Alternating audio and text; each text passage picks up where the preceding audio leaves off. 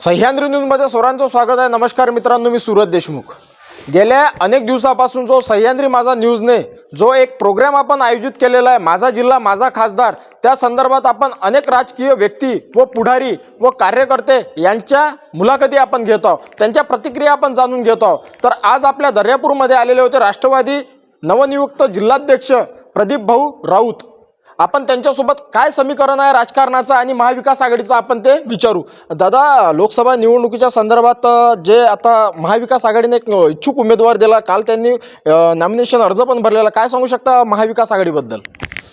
नाही, इच्छुक उमेदवार नाही, डिक्लेअर आहे बळवंत वानखडे हे महाविकास आघाडीचे अतिशय चांगले व अधिकृत उमेदवार आहे।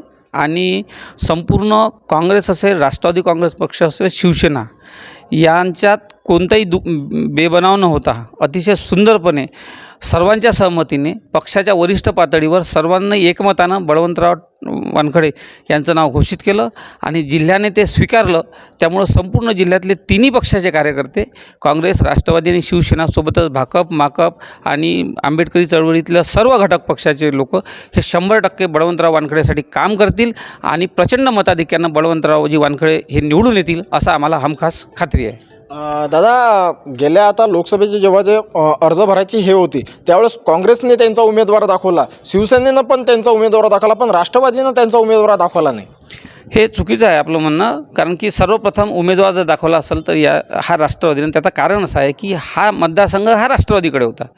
मागच्या वेळेच्या ज्या उमेदवार होत्या ह्या राष्ट्रवादी काँग्रेसच्याच पाठिंब्यानं लढलेल्या आहे, त्याच्या आधी घड्याळ चिन्हावर त्या लढल्या होत्या, त्याच्यामुळं लोकसभा हे राष्ट्रवादीकडे होता अधिकृतपणे। त्याच्यामुळं आम्ही प्रवीण काशीकर नावाचं जे माजी महापौर आहे, जे जिल्हा बँकेत 20 वर्ष संचालक आहे, जे अनेक सामाजिक क्षेत्रात मोठ्या प्रमाणात त्याचं काम आहे, तर हे उमेदवार घेऊन आपण पक्षाकडे गेलो होतो। पक्षाने स्वीकृती दर्शवली, त्यानंतर सगळं हे चालू झालं। परंतु शेवटी कसं असते की 3 पक्षाचं 4 पक्षाच्या जेव्हा तडजोडी होतात तेव्हा कुठेतरी एक पाऊल मागे एक पाऊल पुढे हे व्हावं लागतं।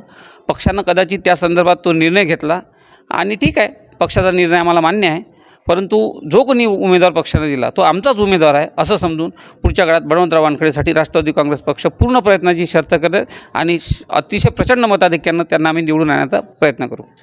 एकीकडे दादा, जर निवडणुका जर असल्या तर महाविकास आघाडी आठवल्या जाते, म्हणजे अशी चर्चा सुरू आहे, म्हणजे अनेक पक्षाची आम्ही जेव्हा प्रतिक्रिया घेतो त्याची अशी चर्चा चालू आहे, जेव्हा निवडणुका असतात तेव्हा महाविकास आघाडी त्यांना आठवते, पण जेव्हा राजकीय कार्यक्रम असते किंवा उद्घाटन असते तेव्हा घटक पक्षांना विश्वासात घेतल्या जात नाही, अशा काही पदाधिकाऱ्यांच्या खंत आहेत।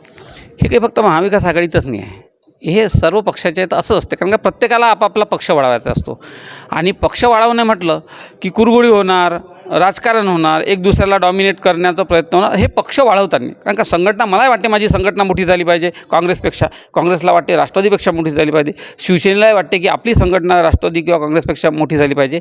त्यामुळं कार्यकर्त्यांना आपल्याकडे आणणे, ओढणे, त्यांना कन्व्हिन्स करणे, या सगळ्या गोष्टी राजकारणाचा भाग आहे, तो काही फार वेगळ्या अँगलनं बघण्याची जरूरत नाही। त्यामुळं हे होणार जेव्हा निवडणुका नसतात तेव्हा आम्ही एकमेकाची संघटनेच्यासाठी एकमेकाविरुद्ध वैचारिकदृष्ट्या, मी काही वैचारिकदृष्ट्या आम्ही एकमेकाविरुद्ध असतो, परंतु एकदा संघटितपणे उमेदवार उतरवला की त्यानंतर त्याला सर्व ताकदीनं साथ देण्याचं काम हे सगळ्यांचं आघाडीचं असते आणि हे सगळीकडे चालते, यात काही वेगळं काही चित्र नाही। आता नवनियुक्त तुम्ही जिल्हाध्यक्षाचा पदभार सांभाळलेला, कशा पद्धतीनं राष्ट्रवादीची तुम्ही बांधणी करणार आता?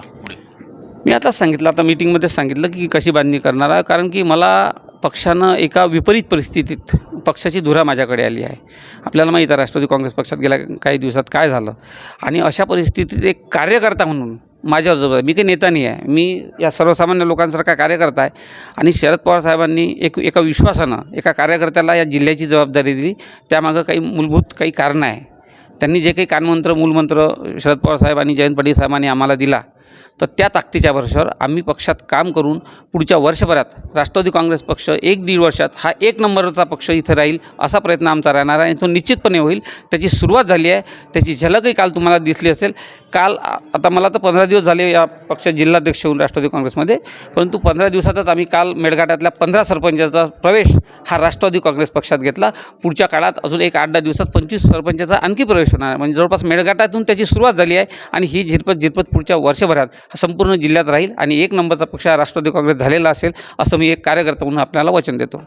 आता 4 तारखेला नवनीत राणा अर्ज भरणार आहेत, काय सांगू शकता नवनीत राणांबद्दल? नवनीत राणांबद्दल सांगण्यासारखं काही आहे नाही। एक तर काय आहे वो उधार की ज़िंदगी जी रही आहे.